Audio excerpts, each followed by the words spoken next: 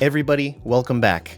I'm Yumble, and today I'd like to take some time to discuss something that's very near and dear to my heart, but is also overlooked and probably misunderstood by the Cities Skylines community at large. When building a city in-game or in real life, you'll eventually have to cross two roads. They'll have to connect, traffic will have to be able to move between the two roads. So you'll have a decision to make. You'll have to make a junction of some sort, or an intersection, or maybe an interchange. Just as it can be helpful to think about road hierarchy when designing your city, I think it can also be very helpful to consider junction hierarchy. So on the lighter side, you've got a basic four-way stop, or maybe a through street with a crossing street that yields to the through street, so just a basic intersection. On the opposing side, you've got full interchanges. So you've got service interchanges for getting on and off the highway, you've got system interchanges for connecting your highways together, and in the middle, I would say there are roundabouts and traffic lights in the center. Now there's this magical area that exists. It's bigger than a roundabout and can handle much more traffic, but it's still smaller than an interchange and less expensive because it doesn't require grade separation or the building of a bridge. I'm calling this the Uncanny Valley of Junctions in Cities Skylines, and there's a lot of fun there, and there's a lot of interesting solutions that work very well. Now, before we get into building and setting these special junctions up, please feel free to subscribe below. If you like Cities Skylines content, if you like talking about roads and road hierarchy and interesting intersections and junctions and interchanges, or Cities Skylines city builds, I make videos every week, so please feel free to subscribe to the channel. It would mean a lot. Thank you. Please allow me to introduce Interchange Test Map. This is just a map designed to force through traffic through the center to test the validity of an interchange, or in this case, a junction, just an at-grade intersection. Which brings us to our first contender today. You know it, possibly, you love it, doubtfully. It is the continuous flow intersection. So take a look at this bad boy. It is a two-phase light. You'll notice all of the traffic in the center gets to go all at once, and then once they've had their turn, left turns included, the other direction gets to go all at once. When the light changes, there we go. So it's two-phase operation, two phases in a cycle, which is really, really good. Now, the feature that allows this to happen is actually this funny thing over here. You'll notice there's this weird left turn in between opposing traffic. This is called a displaced left. In real life, there's usually a median or a barrier or something here to help that traffic not get hit by oncoming traffic. That's not a luxury I have in Cities Skylines with the network that I'm using, though it is a blessing to have a network like this in Cities Skylines that's so unique and versatile. So Jersey Griffin built this. It's in the Steam Workshop. I'll link this road, this network, in the description too. But what that displaced left is really doing, we'll see it on this coming cycle. It allows the left-turning traffic to go at the same time as the through traffic. Right-turning traffic has the luxury of a free right turn on the outside of the displaced left. So the right turns are all free. The left turns are happening at the same time as through traffic, which is unique when compared to other junctions. So the continuous flow intersection has a lot going for it. Now we know that the displaced left is the magic behind this whole thing. That is the magic principle that allows this to work. The way that that is achieved is by having a separate junction back here that is timed with the same center traffic light. So all of these lights are linked up. All four legs have the same solution on the ends. And on the lesser cycle, it allows traffic in to stack up. So including the left turn and the through traffic, they're all allowed to come in and stack up. And then the left turn has to stop to allow the traffic out of the intersection. It's the same on the opposing side. So it's basically swinging back and forth between these two states. One downside of this, at least in-game here, is that I don't have a way to independently control the traffic coming out. This would technically be free in real life. They could just get out, this right-turning traffic. Additionally, I don't have a way to not stop all of this traffic when these cars are going. So I don't have a way to make the left turn independent of those right now due to limitations of Traffic Manager. But with that said, this is quite high traffic density and it's still working just fine. That would increase capacity slightly though. if we were allowed to have, it would increase it a lot if cars were allowed to just step up to the line because these two lanes are free flowing.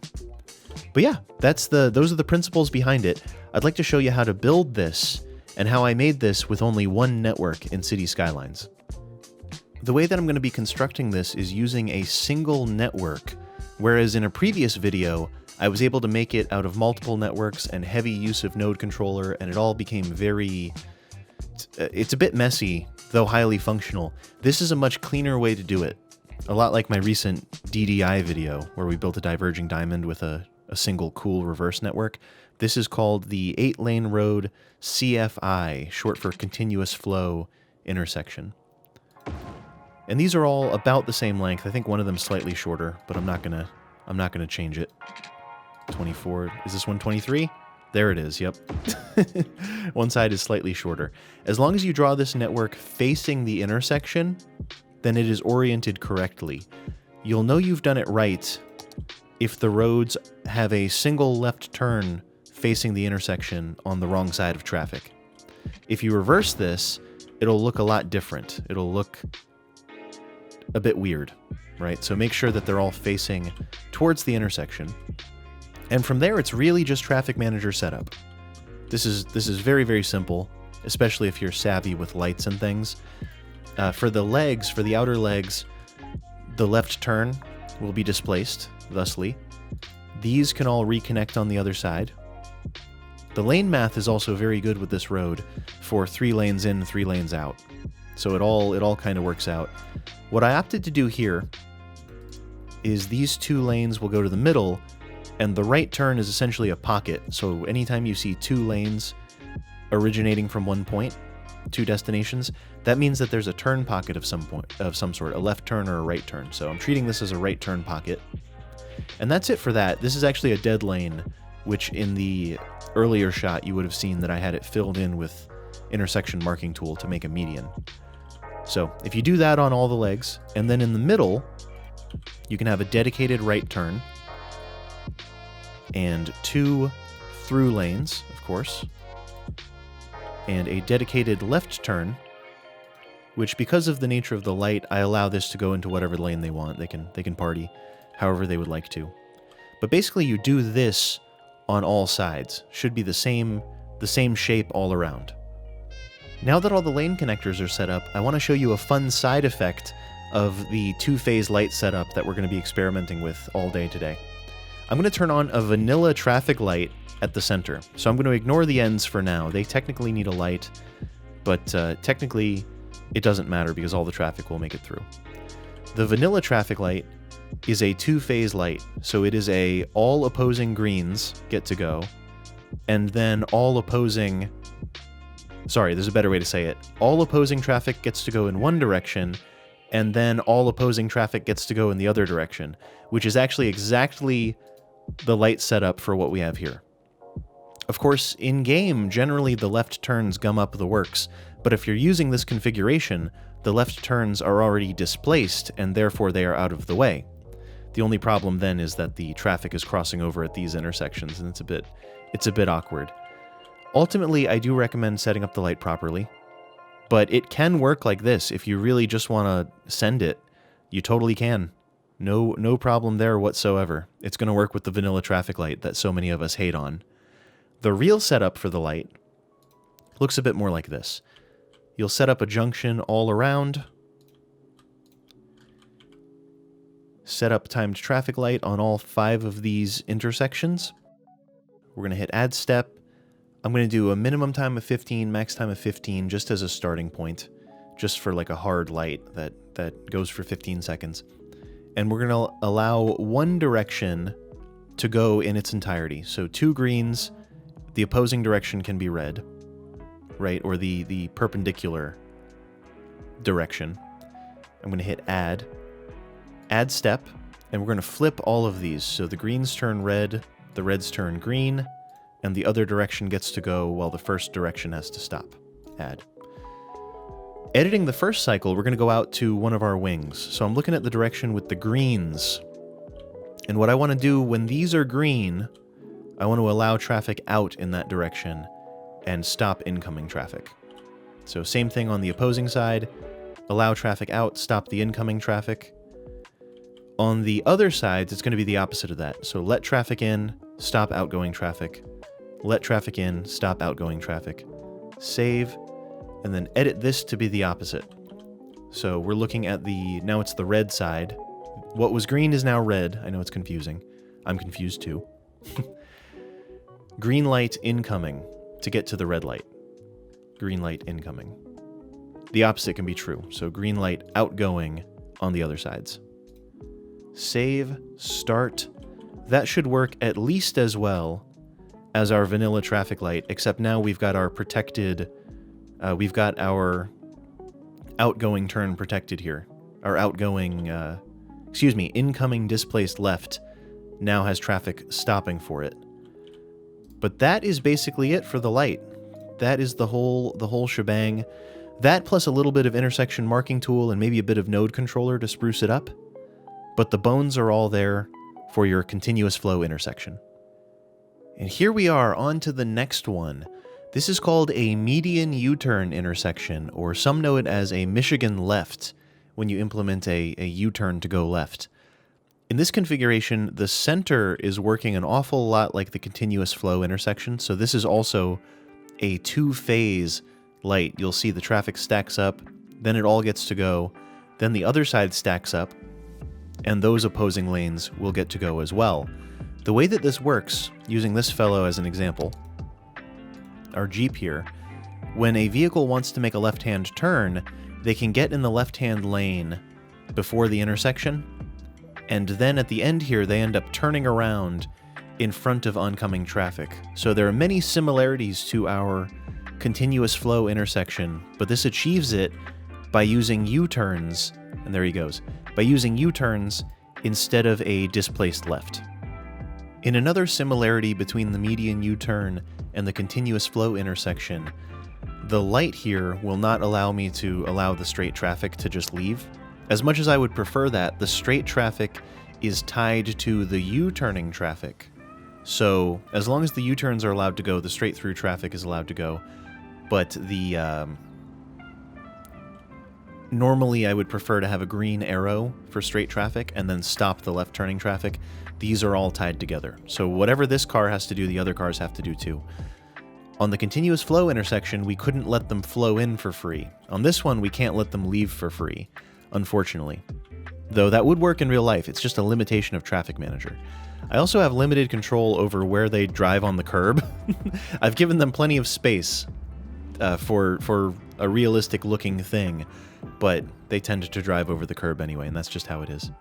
For this one, you will have to use Node Controller and make it either a custom intersection or a U-turn intersection. So on custom, it does allow you to use Traffic Manager on all the legs to create this U-turn. In my opinion, overall, this is one of the most satisfying and elegant solutions to a high-density intersection in city skylines. Same footprint as that continuous flow intersection that I showed you, but no need for a displaced left.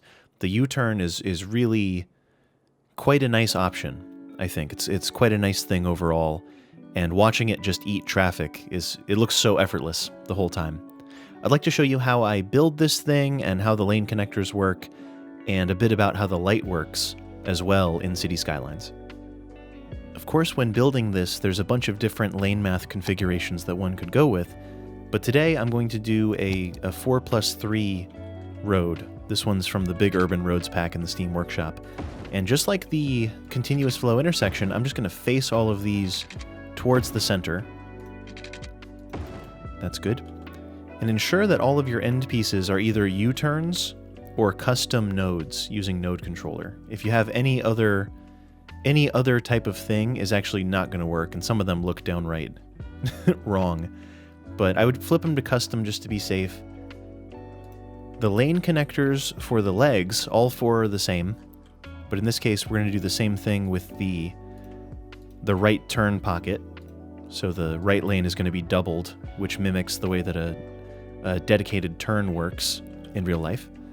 The left lane of oncoming traffic is the U-turn, which goes to all the way to the right lane because they are coming from this direction, doing a U-turn and making a right, which nets them a left-hand turn.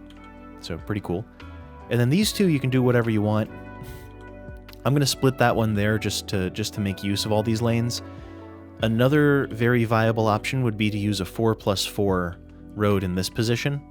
I just don't want to overdo the lanes. This configuration works quite well without the fourth lane, but you can do it if you want.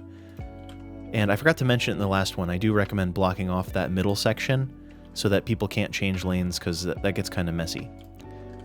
Now for the center, we've got 3 lanes of through traffic and 1 right turn that can go wherever it wants. They're never going to use that third lane in for the setup. But if we mimic this on all sides, that is the median U-turn setup, and that is the leg setup. Now all of the lane connectors have been set up, and we've got traffic approaching. Once again, I'd like to turn on the vanilla traffic light. Basic, vanilla. Bro, you changed all my lanes. Oh no, it just added, okay, it just added markings. That's fine, yeah. But vanilla traffic light, as stated in the previous example, the vanilla traffic light is great when a 2-phase setup is used. That doesn't account for the U-turns on the ends. Ignore the U-turns. Those are going to be kind of good luck everybody else. But as far as the center goes, it's truly a 2-phase light. With that said, the optimal setup, once again, is actually the same exact thing as the continuous flow intersection. So the goal here, let's do it. Select all of the concerning points, so 5 intersections there, or 5 nodes at least, making up the whole junction. Set up timed traffic light, add step. Let's do about the same thing. I'm just going to do 15 seconds min, 15 seconds max. That seems to work okay generally. And same deal. We're going to do one-way green, the other road red. Add step, and we're going to flip that.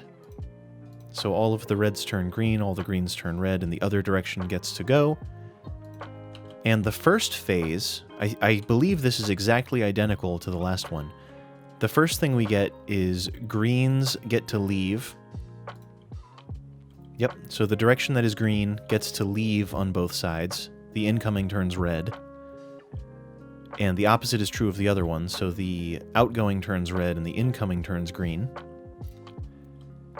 Save, and we'll edit the second one. So now this one's red, which means that incoming traffic can come in. This might be totally backwards. My brain is fried. Incoming traffic is allowed in, but must stop. Yep. And outgoing traffic is allowed out, and incoming traffic must stop on the other direction. Cool. Save, start. Let's see how that works. I've either done it entirely right or exactly wrong. No, that's it. That's what it is. Perfect. So now everybody is able to make a U-turn cleanly without having this traffic come and bump into them. But yeah, beautiful. That is the basic setup. Once again, you can use node controller and intersection marking tool to your heart's content. If you want to see examples of that, feel free to rewind the video and take a look at the earlier shots to see how I marked this up. But yeah, beautiful. All good. Just as a big sideline to all of this traffic, I haven't made mention of pedestrians or cyclists yet. And I apologize for that. These are all very car-centric solutions. But consider this, we are getting the traffic flow of an interchange, or very close to the traffic flow of an interchange, while being at grade. So that's quite a feat, and there's a lot of cars going through this central area. So I really recommend quite strongly that you separate your pedestrians and cyclists from this scenario entirely. Something that's always viable is to allow a kind of a scramble where when all of the lights are red, give a pedestrian and bike cycle. Technically bikes could use this, but I would try to keep them away from this. But the scramble is all of the pedestrian lights turn green for a moment while the traffic is red, and let everybody cross all at the same time. In real life, you can cross diagonally when this happens. In-game, you'll be limited to up, down, left, right. But that would enable usage with pedestrians in-game. What I actually recommend would be a tunnel. a small pedestrian tunnel, maybe even build this up on a hill slightly, like move it and nudge it up a few units so that your pedestrians and bicycles can go sort of under the side of it on maybe 2 of the sides or something like that.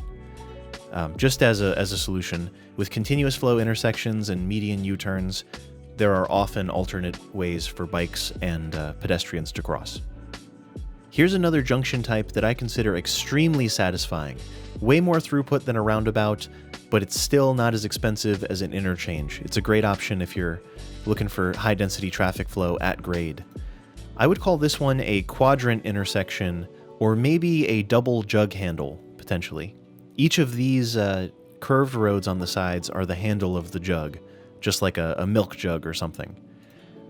Once again, this is 2-phase operation, so we've got all of our traffic going in one direction until it's gone, and then all of the traffic in the other direction gets to go, and it just cycles back and forth, and everybody gets to go. The left turns are handled fairly uniquely on this one as well. You might notice that it looks an awful lot like a partial cloverleaf, and it would function exactly like a partial cloverleaf were it not for this intersection in the middle. So keep that in mind. The left turning traffic from this direction, so imagine the quadrants are to the approach's left, right? If you reorient it, it changes where the quadrants are, but if you're looking at this road with a quadrant to your left as you approach, you'll end up making a left turn by being in the second lane, just like this oil truck, and that oil truck is slated to go around this curve here and out the other side. So you end up going through the intersection twice, but by the time this vehicle makes it back to the intersection, this light is already going to be green, so they will have only waited one time to make their left turn, then they just get to cruise through on the other end. It's great. Also, these are free-flowing. If you look at the ends in this direction, there's no traffic light required for these 2 ends. Once again, the quadrant is on the left. So let's flip it. Oh, of course, the right-hand turn is free in the intersection in that one. But if we flip it, let's change the orientation now. So the quadrant is on your right while you're approaching. The quadrants are in opposing corners, so we get a couple different orientations here. This traffic does have to wait at a light for oncoming left-turning traffic, and that's fine. These vehicles are all making their left by going up here and making a right. We'll get to see that from this perspective in just a moment. So they get to go up, and at the intersection, it splits, so the left turn pocket happens after the intersection for the way that I have this set up. And just like we saw a moment ago, they get to wait in their left turn pocket. Exiting traffic gets to leave for free. That's free-flowing, just like on a park-low. And this is kind of like a B park-low situation, where this traffic has to wait for the traffic entering the intersection, but then when that stops, any second now, they get to go up the other side of the jug handle and make a right for free. Overall, I would say it's a bit more space-consuming than the other 2 options, but it works very, very well. I'll put it on 3-speed and we'll just watch it crush traffic. Works great. 2-phase operation is very, very important. Allowing the left turns to use the jug handle rather than having them in the main intersection is crucial to this one. That's something all 3 of these so far have in common, is that the left turns have been moved somewhere else out of the main intersection to allow for through traffic to have a really relatively conflict-free time compared to your average intersection. Let me show you the lane setup that I do for this one and ultimately how to build it. The build for this one is only slightly more complex than the other ones. Only slightly.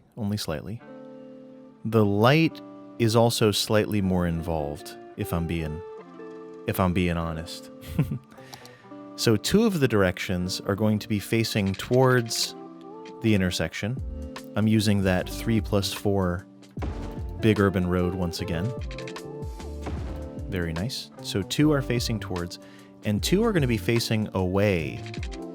So the 4-lane will be facing away from the intersection, and the 3-lane will be facing towards.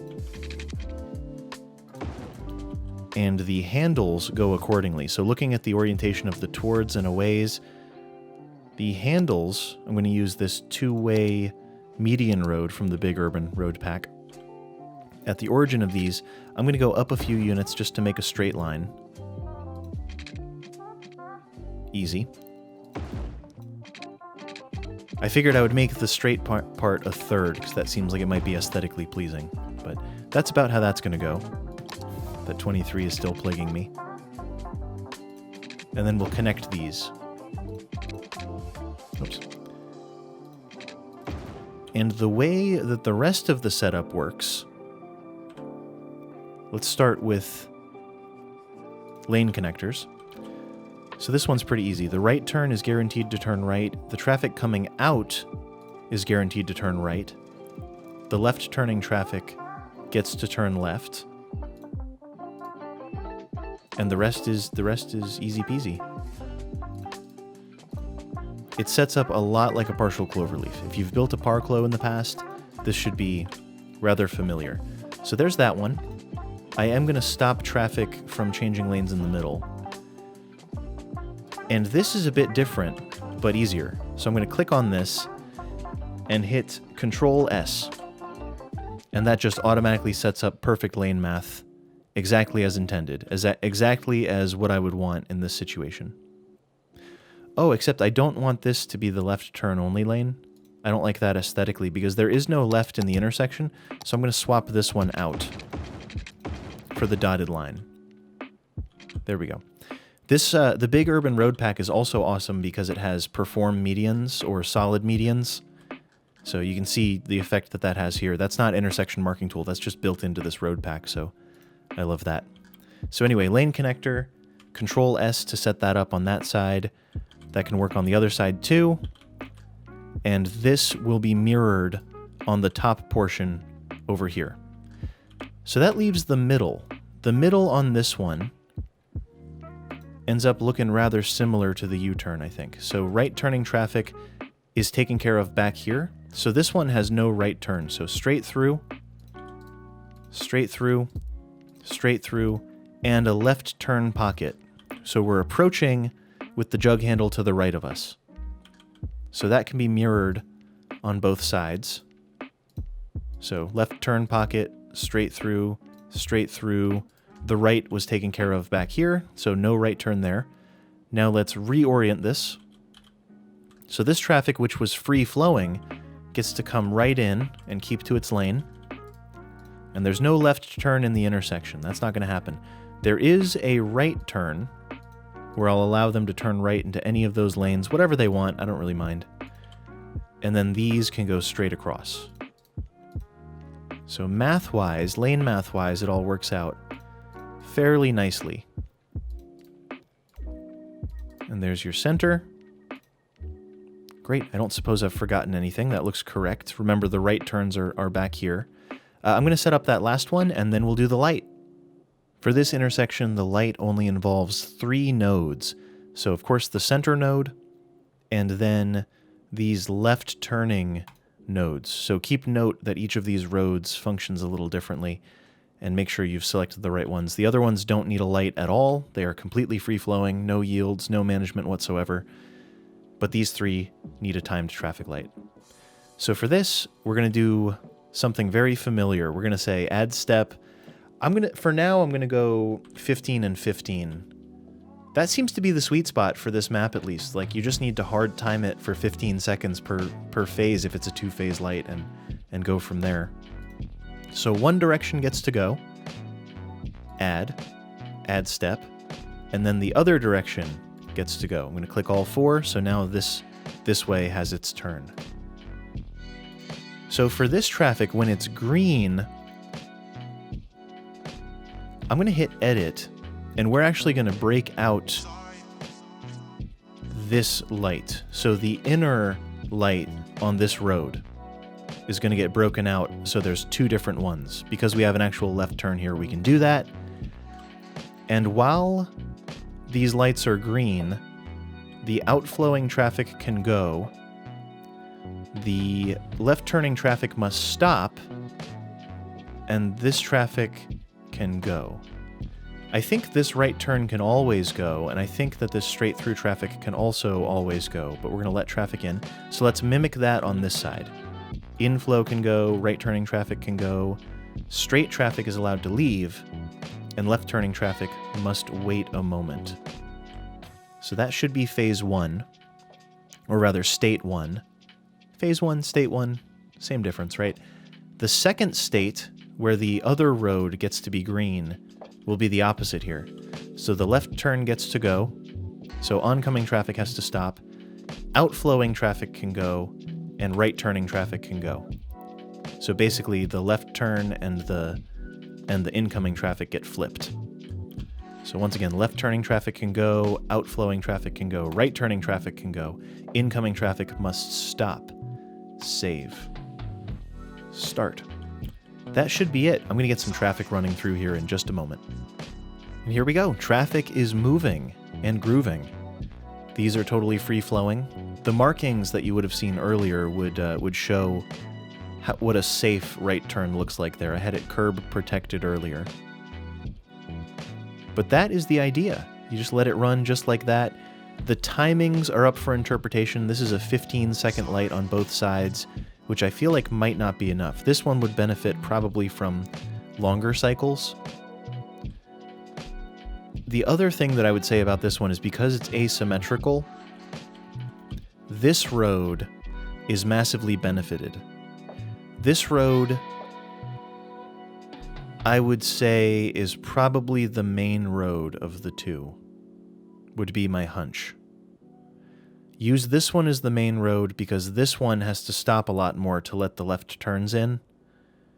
So if you do have one road that is the more dominant of the two, I could be exactly wrong, but my gut says that the direction with the quadrant on the left should be the priority road when picking this.